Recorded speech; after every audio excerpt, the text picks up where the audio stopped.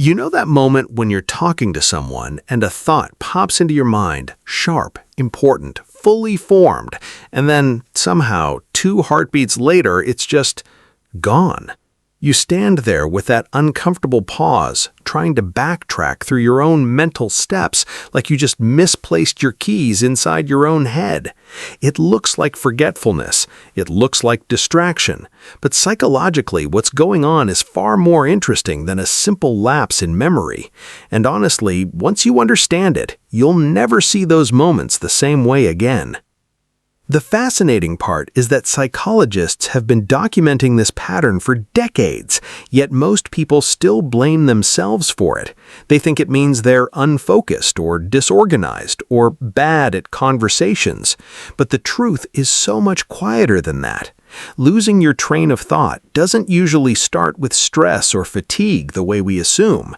It starts with something softer. Something subtle happening beneath your awareness long before the words ever make it to your lips. You don't notice the shift, you only feel the blank space where the thought should have been. And here's where things start to get psychologically interesting, because when you're about to express a thought, your brain isn't just stringing together words, it's balancing an entire invisible ecosystem.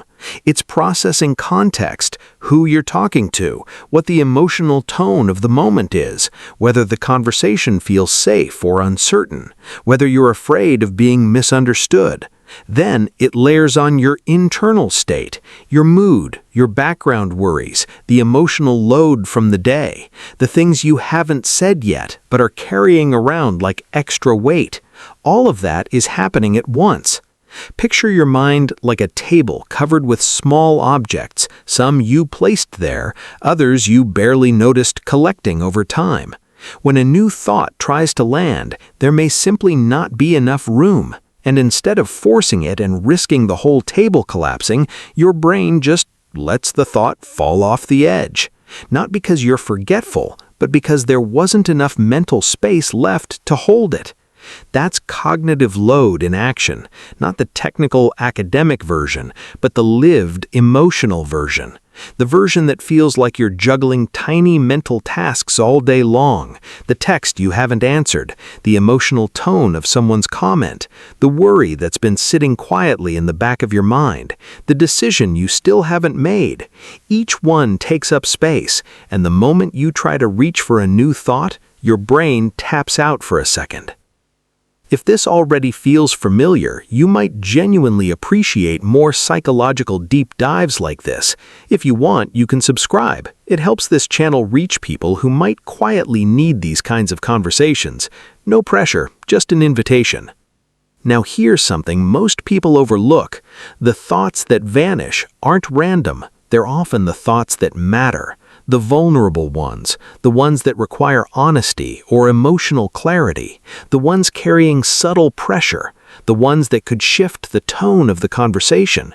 And your brain, sensing that weight, pauses, not to sabotage you, but to protect you.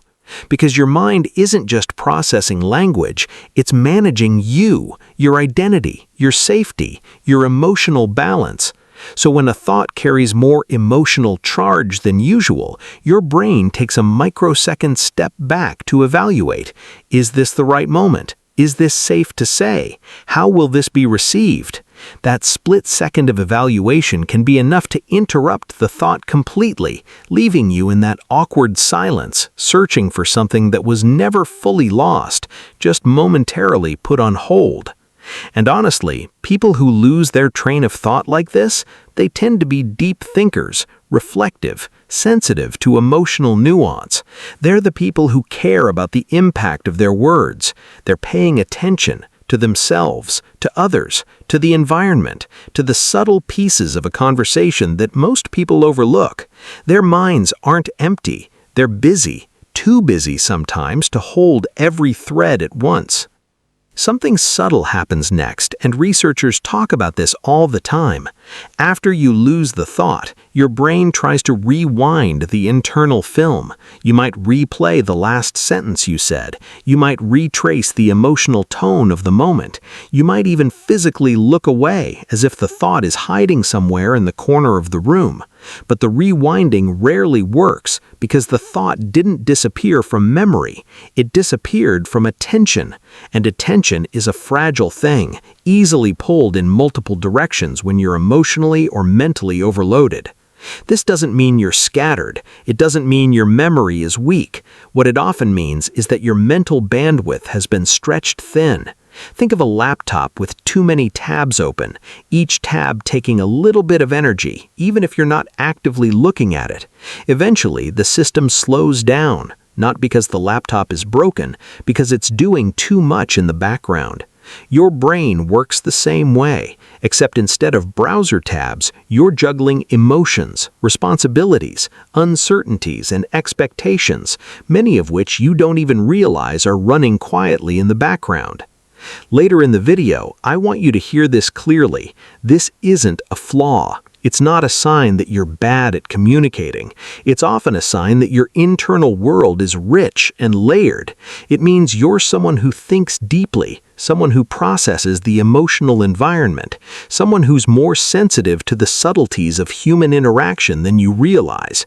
Your mind isn't failing, it's signaling. Sometimes it's signaling that you need more space than you're giving yourself, more stillness, more time to think before speaking, more breathing room inside your own mind. And sometimes it's signaling something even more important.